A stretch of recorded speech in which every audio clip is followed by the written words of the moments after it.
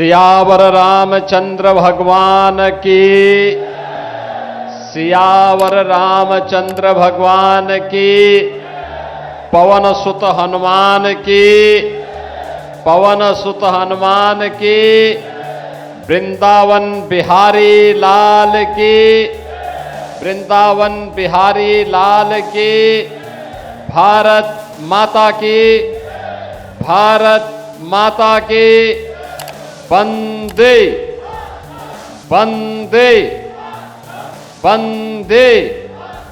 नमः पार्वती पतिये हर हर। उत्तर प्रदेश सरकार में मंत्रिमंडल के मेरे सहयोगी,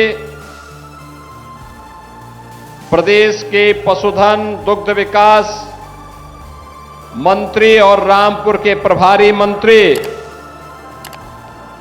श्री धर्मपाल सिंह जी, प्रदेश के कृषि और कृषि शिक्षा के मंत्री राज्य मंत्री सरदार बलदेव सिंह ओलख जी, लोकप्रिय विधायक मिलक श्रीमती राजबाला सिंह जी, रामपुर के लोकप्रिय विधायक श्री आकाश सक्सेना जी, स्वार के लोकप्रिय विधायक श्री शफीक अहमद अंसारी जी, माननीय विधान परिषद सदस्यगण श्री जयपाल सिंह व्यस्त जी, हरि सिंह ढिल्लो जी, अध्यक्ष जिला पंचायत श्री ख्यालीराम लोधी जी, सूर्य प्रकाश पाल जी, जिला प्रभारी संगठन श्री राजा वर्मा जी, भारतीय जनता पार्टी के जिलाध्यक्ष हरीश गंगवार जी, पूर्व सांसद श्री घनश्याम लोधी जी, पूर्व विधायक श्री शिव बहादुर सक्सेना जी, मंच पर उपस्थित भारतीय जनता पार्टी के हमारे सभी पदाधिकारीगण, भारी संख्या में मिलक और बिलासपुर विधानसभा क्षेत्र से जुड़े हुए जनपद रामपुर के मेरे सभी उपस्थित बहन और भाइयों, आज मुझे एक बार फिर से रामपुर जनपद की मिलक और बिलासपुर विधानसभा क्षेत्र की जनता जनार्दन के साथ संवाद करने का अवसर प्राप्त हो रहा है। वैसे भी अंदाजा लग जाता है कि जब मैं रामपुर में आता हूं तो यहां का मौसम एकदम शिमला जैसा हो जाता है। कल तक उमस भरी गर्मी और आज इतना शानदार सुहावना मौसम, ये रामपुर के विकास और रामपुर के उन पौराणिक स्थलों, जिस धरती ने विरासत को, सनातन आस्था को और भारत की आध्यात्मिक चेतना को एक नई ऊंचाइयां प्रदान किया है। भगवान बामेश्वर महादेव, श्री पातलेश्वर महादेव, ओम नागेश्वर महादेव, कोसी मंदिर, मां बाला सुंदरी की दिव्य आशीर्वाद से जो धरती निरंतर लाभान्वित होती है। बहन और भाइयों, रामपुर जनपद जहां पे पैचवर्क, जरी वर्क, वायलिन निर्माण और मेल्था के प्रोडक्शन का कार्य बड़ी ही साफगोई के साथ अन्नदाता किसान और उद्यमियों के समूह के माध्यम से, समन्वय के माध्यम से आगे बढ़ता है।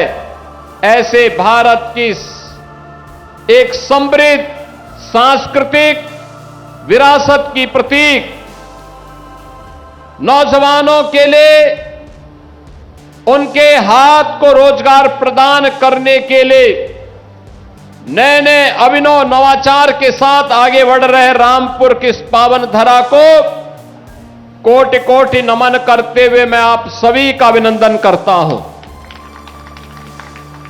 और जब रामपुर आए हैं तो विकास की योजनाएं जरूर आएंगी।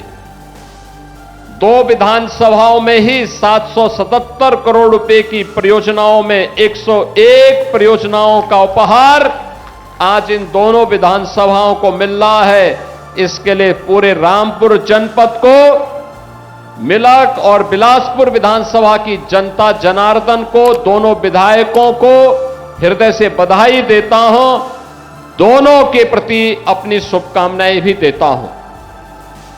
बहनों और भाइयों, 2017 के पहले का रामपुर और 2017 के बाद का रामपुर आप सबके सामने है। एक समय था जब यहां पर गरीबों की जमीनों पर कब्जा होता था, जब रामपुर में वाल्मीकि समुदाय के जमीनों से उन्हें जबरन वंचित कर दिया जाता था। सत्ता जब निरंकुश होती है, अन्याय का पर्याय बन जाती है और समाजवादी पार्टी में यहां के दलितों की आवाज को, यहां के गरीबों की आवाज को उसी अन्यायी सत्ता ने बंद करने का काम किया था। और जब भी सत्ता अन्यायी होती है, जनता जनार्दन उसको पलट करके रख देती है। और यही कार्य रामपुर से निकला हुआ यह संदेश पूरे प्रदेश के अंदर गया था। समाजवादी पार्टी की निरंकुश सत्ता को बदलने का काम हुआ। आज उसका परिणाम है कि रामपुर को एक पहचान मिली है। रामपुर विकास के पथ पर अग्रसर हो रहा है। रामपुर में विकास की नई नई योजनाएं आ रही हैं और रामपुर विकास के पथ पर तेजी के साथ आगे बढ़ते हुए नए भारत का नया उत्तर प्रदेश है। तो नया उत्तर प्रदेश के अंदर नया रामपुर भी आज पूरे प्रभावी ढंग से अपने विरासत और विकास की एक नई कार्य योजना के साथ कार्य करता हुआ दिखाई दे रहा है। बहनों और भाइयों, हमारे जब दोनों विधायक, मिलक की विधायक श्रीमती राजबाला जी के द्वारा, बिलासपुर के विधायक, उत्तर प्रदेश सरकार के मंत्री सरदार बलदेव सिंह ओलख जी के द्वारा जब अपनी बातों को यहां पर मंच के माध्यम से संबोधन दिया जा रहा था, उन्होंने बहुत स्पष्टता के साथ कहा कि विकास की कौन कौन सी योजनाएं जो पहले असंभव थी, आज डबल इंजन सरकार के कारण संभव हो पाई है। बहनों और भाइयों, आपने इन योजनाओं को संभव इसलिए बना दिया, ये डबल इंजन सरकार ने इसलिए बना दिया क्योंकि 2017 में प्रधानमंत्री मोदी जी के आह्वान पर उत्तर प्रदेश की जनता जनार्दन ने विश्वास किया। मोदी जी पे विश्वास आज इस विकास का आधार है। उन्हीं के मार्गदर्शन और नेतृत्व में उत्तर प्रदेश अब बीमारू राज्य की श्रेणी से उभर गया है। अब उत्तर प्रदेश बीमारू नहीं है। भारत की टॉप 3 अर्थव्यवस्था में उत्तर प्रदेश खड़ा है। सबसे तेज गति के साथ बढ़ती हुई अर्थव्यवस्था के रूप में आज उत्तर प्रदेश का नाम आता है। सबसे ज्यादा रोजगार देने वाला प्रदेश, सबसे ज्यादा अन्नदाता किसानों को अनुदान देने वाला प्रदेश, सबसे ज्यादा युवाओं के लिए रोजगार सृजन करने वाला राज्य, सबसे ज्यादा खाद्यान्न उत्पादन करने वाला राज्य, सबसे ज्यादा दुग्ध उत्पादन करने वाला राज्य, सबसे ज्यादा चीनी और इथेनॉल उत्पादन करने वाले राज्य के रूप में 17 के पहले हर पैरामीटर पर उत्तर प्रदेश बॉटम में होता था, बॉटम 5 में होता था। आज उत्तर प्रदेश हर एक सेक्टर में टॉप 2 राज्यों में गिना जाता है, ज्यादातर में नंबर 1, अन्यथा नंबर 2 पर यूपी का नाम आता है। बहनों और भाइयों, 2017 के पहले याद करिए, यही प्रदेश था, पहचान का संकट था। न बेटी सुरक्षित थी, न व्यापारी सुरक्षित था। अन्नदाता किसान आत्महत्या करने के लिए मजबूर होता था। नौजवान के लिए कोई रोजगार नहीं, कोई सरकारी विज्ञापन निकलता था तो चाचा भतीजे की जोड़ी वसूली के लिए निकल पड़ती थी। न्यायालय को उस पर रोक लगानी पड़ती थी। सरकार की निरंकुश नीतियों के कारण हमारा परंपरागत उद्यम बंद हो रहा था। अन्नदाता किसान के लिए कोई स्कीम नहीं, गरीबों के कल्याण के लिए कोई योजना नहीं, विकास के लिए, सड़क के लिए, पुल पुलिया के लिए सरकार के पास कोई पैसा नहीं। बहनों और भाइयों, विकास 2 लोगों का होता था, या तो सेफई परिवार का या रामपुर के एक परिवार का। बाकी लोग विकास से वंचित रहते थे। इन्होंने सामाजिक ताने बाने को छिन्न भिन्न किया, जनभावनाओं के साथ खिलवाड़ किया, विरासत को अपमानित करने के लिए, बहन बेटियों को अपमानित करने के लिए समाजवादी पार्टी ने कुछ भी कोर कसर नहीं छोड़ी थी। बहनों और भाइयों, आज मैं कह सकता हूं, जिस उत्तर प्रदेश में विरासत का अपमान समाजवादी पार्टी की सरकार में होता था, वे कहते थे कावड़ यात्रा नहीं निकलने देंगे। उत्सव के पहले उपद्रव प्रारंभ हो जाते थे।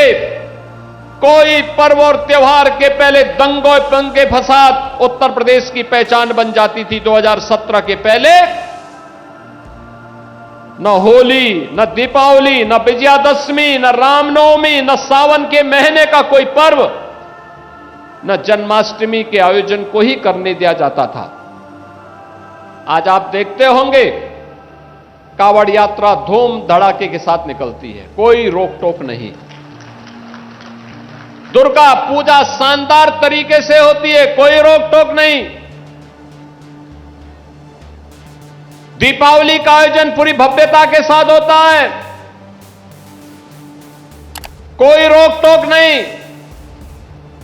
जिस समाजवादी पार्टी ने श्री कृष्ण जन्मोत्सव का कार्यक्रम, श्री कृष्ण जन्माष्टमी के कार्यक्रम को रोक लगाई थी, हमारी सरकार ने उस रोक को दूर करके भगवान राम के जन्मोत्सव रामनवमी का आयोजन हो, श्री कृष्ण भगवान के जन्मोत्सव का कार्यक्रम, श्री कृष्ण जन्माष्टमी का कार्यक्रम हो, होली हो, दीपावली हो, विजयादशमी हो, दुर्गा पूजा हो, कोई भी पर्व और त्योहार हो, उन सभी की बाधाओं को दूर करके आज फिर से उत्सवपूर्ण माहौल के रूप में उत्तर प्रदेश का माहौल बदला है।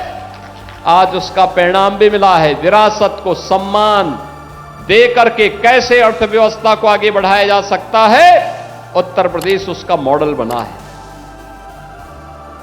विरासत को कैसे सम्मान दिया जाता है, आज प्रधानमंत्री मोदी जी के नेतृत्व में उत्तर प्रदेश उसका मॉडल बन रहा है। बहनों और भाइयों, आज अयोध्या में आप जाते हैं, रेल से जाएंगे, डबल लाइन की सुविधा आपको वहां मिलती है। ब्रॉड गेज की डबल लाइन के साथ अयोध्या जुड़ा है। सड़क मार्ग से जाएंगे, 4 लेन की कनेक्टिविटी से अयोध्या जुड़ी है। वायु मार्ग से जाएंगे तो अयोध्या में इंटरनेशनल एयरपोर्ट महर्षि वाल्मीकि के नाम पर खड़ा है। अयोध्या त्रेता युग का याद स्मरण कराता है। आज राम की भक्ति की वकालत कौन कर रहा है? आज भगवान राम की भक्ति की दुहाई कौन दे रहा है? 2017 के पहले जो जय श्री राम बोलने पर लाठी मारते थे, 2017 के पहले जब उत्तर प्रदेश में राम भक्त कहता था कि रामलला हम आएंगे, मंदिर वहीं बनाएंगे, और राम भक्तों पर जो समय गोली चलाते थे, आज वे आस्था की वकालत करते हुए दिखाई देते हैं। ये आपकी ताकत है, आपकी आस्था की ताकत है कि आज उनको आपका पिछलग्गू बनने के लिए मजबूर होना पड़ रहा है। आपके वोट बैंक की ताकत है। अब उन्हें अपने को आप पर पश्चाताप होता होगा, अपने कर्मों पर पश्चाताप होता होगा कि समाजवादी पार्टी गलत थी। वह कांग्रेस जो 2017 के पहले राम के अस्तित्व को ही नकार चुकी थी, श्री कृष्ण के अस्तित्व को ही नकार चुकी थी, आज वो भी कहती है कि राम तो सबके हैं। अब ये लोग सब मचल रहे हैं अयोध्या जाने के लिए, लेकिन प्रभु राम तो जग नियंता हैं, इस ब्रह्मांड के स्वामी हैं। वे भी जानते हैं सही कौन है और बुरा कौन है। भगवान राम की भक्ति तो हनुमान जी के अंदर इतनी ताकत पैदा कर देती है कि अगर लक्ष्मण जी को बचाने के लिए संजीवनी बूटी लेने के लिए जा रहे श्री हनुमान जी के साथ कोई कालनेमी छल छद्म से धोखा दे करके उन्हें इससे वंचित करने का कुत्सित प्रयास करता है, राम की भक्ति ऐसे कालनेमियों को पूरी तरह निपटाने में भी सहायक हो जाती है। और इसलिए चिंता की बात नहीं। उनकी चिढ़ तो है कि अयोध्या इतनी सुंदर कैसे हो गई। उनकी चिढ़ तो यह है काशी विश्वनाथ धाम इतना सुंदर कैसे हो गया। उनकी चिढ़ तो है मां विंध्यवासिनी का धाम इतना अच्छा कैसे हो गया। और उनकी चिढ़ तो है कि प्रयागराज का वैभव महाकुंभ के नाम पर देश और दुनिया को अपनी ओर कैसे आकर्षित कर दे रहा है। उनकी चिढ़ है नैमिषारण्य के विकास को लेकर, मथुरा वृंदावन को लेकर, सुख तीर्थ को लेकर, और जो हमारे विधायकों के द्वारा हर एक पौराणिक स्थल को और विरासत से जुड़े हुए स्थलों के पुनरुद्धार का कार्य हो रहा है, इसको बाधा बन करके इनको रोकने की उनकी चिढ़ थी। जब कुछ नहीं कर पा रहे हैं तो अब अपने अनुसार फिर वे वही झूठ का सहारा लेकर के कुछ न कुछ तो बोलेंगे, कुछ न कुछ तो करेंगे। और इनका ये वक्तव्य यही दिखाता है कि अंगूर खट्टे हैं। जनता जनार्दन इनको सबक सिखा चुकी है। लेकिन बहनों और भाइयों, मैं आप सबको आश्वस्त करने के लिए आया हूं। ये विरासत के सम्मान की बात हो या नौजवानों को नौकरी देने की बात, आज मुझे अच्छा लगता है जब हम लोग उत्तर प्रदेश सरकार में कोई सरकारी विज्ञापन निकालते हैं, उत्तर प्रदेश के नौजवान नौकरी प्राप्त करते हैं। यूपी के अंदर आज के दिन पर जो चीजें हैं, मैं देखता हूं जब कोई सरकारी नौकरी के हम नियुक्ति पत्र वितरित करते हैं, रामपुर के भी नौजवानों को नियुक्ति पत्र मिलता है तो मुझे अच्छा लगता है। ये नौजवान 2017 के पहले वंचित थे। आज रामपुर हो, मिलक हो, बिलासपुर हो, स्वार हो, चमरोहा हो, इन सभी विधानसभा क्षेत्र से जुड़े हुए नौजवान आज उत्तर प्रदेश सरकार में नौकरी में जाते हैं। उद्योग की बात जब आती है, रामपुर के लिए भी हमें प्रस्ताव प्राप्त होते हैं। विकास की प्रक्रिया में नौजवान के हाथ को काम मिलता है। हर नौजवान, एक नौजवान जब अपने प्रतिभा और अपने परिश्रम का फल राज्य को देता है, तब उत्तर प्रदेश जैसा बीमारू राज्य जो कांग्रेस और सपा के पाप के कारण कभी बीमारू हुआ था, वह राज्य उस बीमारूपन से उबर करके आज भारत की अर्थव्यवस्था का ग्रोथ इंजन बनकर के टॉप 3 इकोनॉमी के रूप में अपने आप को स्थापित करता है। बहनों और भाइयों, यही उत्तर प्रदेश है। परंपरागत उद्यम ठप पड़ चुका था। कहीं पॉल्यूशन कंट्रोल बोर्ड के लोग परेशान करते थे, कहीं पुलिस परेशान करती थी, कहीं मंडी समिति परेशान करती थी। 2017 के पहले रामपुर का पैच वर्क, रामपुर का जरी वर्क, रामपुर की वायलिन, इन सब के सामने अंधकार जैसा माहौल था। और आज मुझे बताते हुए प्रसन्नता है, उत्तर प्रदेश ने 1 डिस्ट्रिक्ट 1 प्रोडक्ट के माध्यम से रामपुर को भी, यहां के 1 डिस्ट्रिक्ट 1 प्रोडक्ट को भी और यहां के परंपरागत उद्यम को भी एक पहचान दी है। बहनों और भाइयों, आप अंदाजा इसी से लगा सकते हैं, चाकू अगर गलत व्यक्ति के हाथों में पड़ेगा तो उससे डकैती डालेगा। समाजवादी पार्टी रामपुर के चाकू का दुरुपयोग करके जनता की जमीनों पर कब्जा करती थी, जनता को प्रताड़ित करती थी, उन्हें हतोत्साहित करती थी, उनका शोषण करती थी। और उत्तर प्रदेश के अंदर जब बीजेपी की डबल इंजन सरकार आई तो यही चाकू जनता की सुरक्षा के लिए उपयोग में आ रहा है। और वही सुरक्षा का माहौल आज विकास का पर्याय बन रहा है। यही तो रामपुर का विकास है। हाईवे बन रहे हैं, एक्सप्रेसवे बन रहे हैं, रेलवे फ्लाईओवर बन रहे हैं, 3 मीटर की सड़क अब 7 मीटर की हो रही है, 10 मीटर की हो रही है, 4 लेन की हो रही है। जहां पे जो प्रस्ताव आया उस प्रस्ताव को हमने अपनी सहमति देकर के आगे बढ़ाने का काम किया है, क्योंकि प्रण एक ही है कि कोई भी वंचित न रहने पाए। विकास की प्रक्रिया में सभी लोगों को एक समान रूप से हम आगे बढ़ाएंगे। अब पिक एंड चूज नहीं होता है,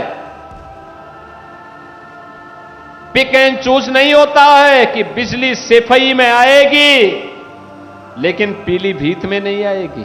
क्यों आएगी? तो 75 जनपदों में आएगी, एक साथ आएगी, सभी 350 तहसीलों में आएगी, सभी 825 विकास खंडों में आएगी।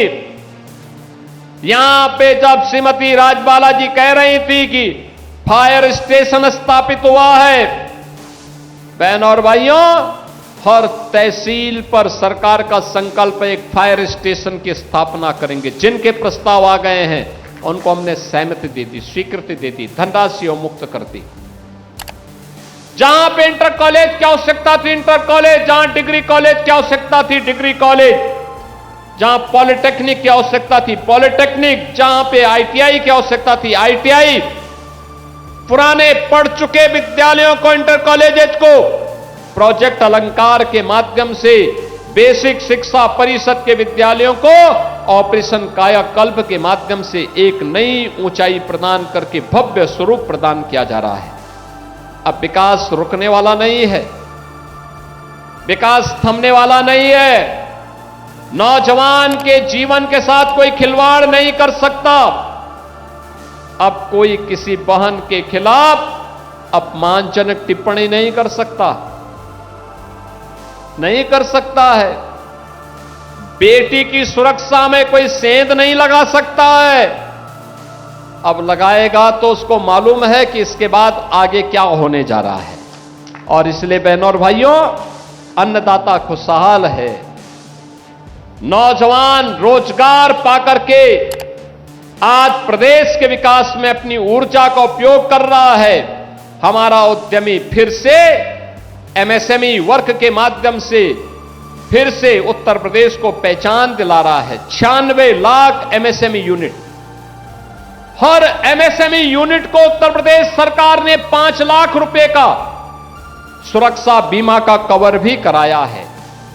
बहनों और भाइयों, राज्य सरकार कुछ कर गुजरने के लिए अपने उद्यमियों के साथ, अन्नदाता किसानों के साथ युवाओं के साथ, जनप्रतिनिधियों के साथ मिलकर के इन कार्यक्रमों को आगे बढ़ाने का काम कर रही है। और इसीलिए आज मुझे जब रामपुर की इन 2 विधानसभा क्षेत्रों में आने का अवसर प्राप्त हुआ है, मैं आप सभी रामपुर वासियों को इस बात के लिए आश्वस्त करता हूं कि बहनों और भाइयों, विरासत के संरक्षण का कार्य हो या विकास की प्रक्रिया को मजबूती के साथ आगे बढ़ाने का कार्य, बिना भेदभाव के सुरक्षा देने का कार्य हो या फिर बिना भेदभाव के शासन की योजना हर गरीब के लिए, हर नौजवान के लिए, हर महिला के लिए, अन्नदाता किसान के लिए और एमएसएमई यूनिट के लिए, उद्यमियों के लिए, व्यापारियों के लिए,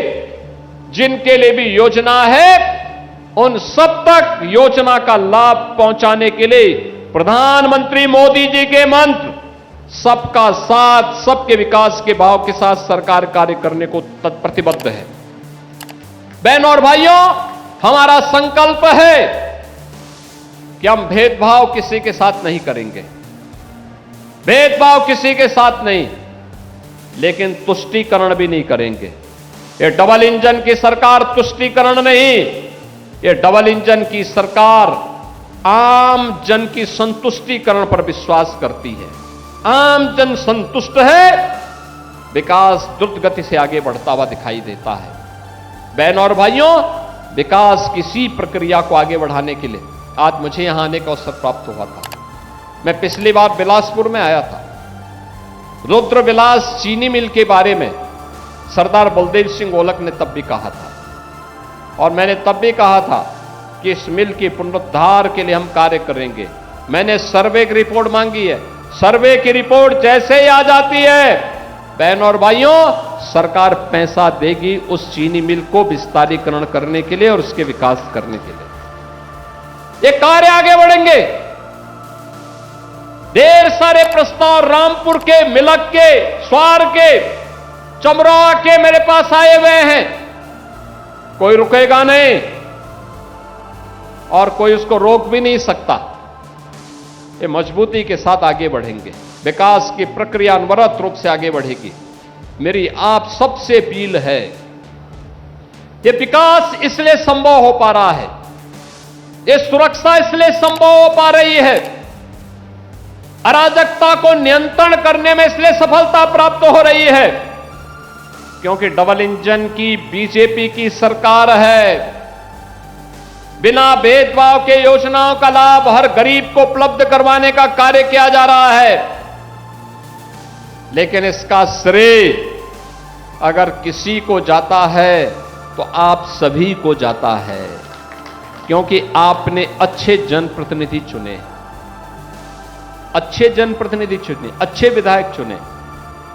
मिलक में आपने विधायक चुनी, विकास आ रहा है, गरीबों को लोक कल्याणकारी योजना का लाभ मिल रहा है। नहीं तो ये राशन 2017 के पहले 2 महीने, 3 महीने में, 6 महीने में कभी किसी गरीब को मिल जाता था। अब हर महीने मिल रहा है और लखनऊ से हम ई-पॉस मशीन की मॉनिटरिंग करते हैं, वह राशन उतना मिल रहा है कि नहीं मिल रहा है। अगर कहीं गड़बड़ होता है, वहां मशीन हमें अलर्ट कर देती है, फिर छापेमारी होती है, कार्रवाई होती है। ये रसोई गैस का सिलेंडर 2017 के पहले सपना था, आज हर गरीब के पास सिलेंडर अपना है। ये है उस समय जो सपना था, आज वह सपना साकार हो रहा है। आयुष्मान भारत का 5 लाख रुपए का कार्ड 2017 के पहले सपना था, आज हर गरीब के पास आयुष्मान का कार्ड है। और जिनके पास कार्ड नहीं है, ये विधायक गण मेरे सामने पत्र प्रस्तुत कर देते हैं, मैं मुख्यमंत्री राहत कोष से उनको पैसा उपलब्ध कराता हूं उपचार के लिए। जितना पैसा लगता है हम पूरा पैसा उपलब्ध करवा देते हैं। बहनों और भाइयों, जब सरकारें अच्छी आती हैं तो विकास भी अच्छा होता है, गरीबों का कल्याण होता है। इंफ्रास्ट्रक्चर जब अच्छा होता, अच्छा रोड बनता है, अच्छे ब्रिजेज बनते हैं, तो ये आपके 4 व्हीलर के, आपके 2 व्हीलर की ही स्पीड को नहीं बढ़ाता है, अर्थव्यवस्था की स्पीड को भी ये बढ़ाता है। अर्थव्यवस्था किस गति से आगे बढ़नी है, ये तय करता है आपका इंफ्रास्ट्रक्चर। अगर इंफ्रास्ट्रक्चर कमजोर है तो इकोनॉमी भी गर्त की तरफ जाती है और दुर्गति की ओर लेके जाती है।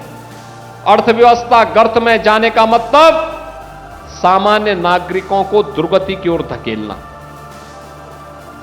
अच्छा इंफ्रास्ट्रक्चर है, उसमें गति है, तो वह गति ही अर्थव्यवस्था की प्रगति का, समृद्धि का कारण बनता है। आम नागरिक के जीवन में वही संतुष्टि का कारण भी बनता है, उनकी प्रगति का वही कारण भी बनता है। और वही प्रगति के साथ जोड़ने के लिए आज डबल इंजन की सरकार ये सभी कार्य कर रही है। अभी तो आपने देखा होगा ये 4 लेन की कनेक्टिविटी आपकी अच्छी हुई है। अभी गोरखपुर शामली इकोनॉमिक कॉरिडोर ये भी रामपुर से होते हुए निकल रहा है। बहनों और भाइयों, यह गोरखपुर से सिलीगुड़ी को भी जोड़ेगा और शामली को पानीपत के साथ जोड़ करके विकास को और मजबूत करने जा रहा है। यानी आने वाले समय में विकास की प्रक्रिया और मजबूती के साथ आगे बढ़ेगी। मैं आज के इस अवसर पर इस 777 करोड़ रुपए की परियोजना के लिए इन दोनों विधायकों को हृदय से धन्यवाद देता हूं। आप सभी जनता जनार्दन को और दोनों विधानसभाओं को, वहां की जनता जनार्दन को हृदय से बधाई देता हूं और विश्वास करता हूं अच्छे जनप्रतिनिधि चुनोगे तो विकास भी होगा, गरीब कल्याणकारी कार्यक्रमों को भी आगे बढ़ाने में मदद मिलेगी और साथ साथ सुरक्षा का बेहतर वातावरण दिलाने में मदद मिलेगी। इसी विश्वास के साथ आप सबके प्रति मेरी मंगलमय शुभकामनाएं हैं और विश्वास करता हूं कि आप सब विकास की प्रक्रिया के साथ इसी मजबूती के साथ जुड़े रहेंगे। आप सभी के प्रति मेरी मंगलमय शुभकामनाएं हैं। धन्यवाद। जय हिंद, जय जय श्री राम। भारत माता की, भारत माता की, भारत माता की। मित्रों, हम सब आह्लादित हैं कि उत्तर प्रदेश के माननीय मुख्यमंत्री महोदय आदरणीय योगी आदित्यनाथ जी ने रामपुर को आज तोहफा दिया है। यहां विकास की अनेक योजनाओं का शिलान्यास और लोकार्पण किया है। माननीय मुख्यमंत्री महोदय का अब यहां से प्रस्थान हो रहा है। आप सब कृपया अपने स्थान पर बैठे रहें। माननीय मुख्यमंत्री महोदय के प्रस्थान के पश्चात और अन्य गणमान्य अतिथियों के प्रस्थान के पश्चात आप सब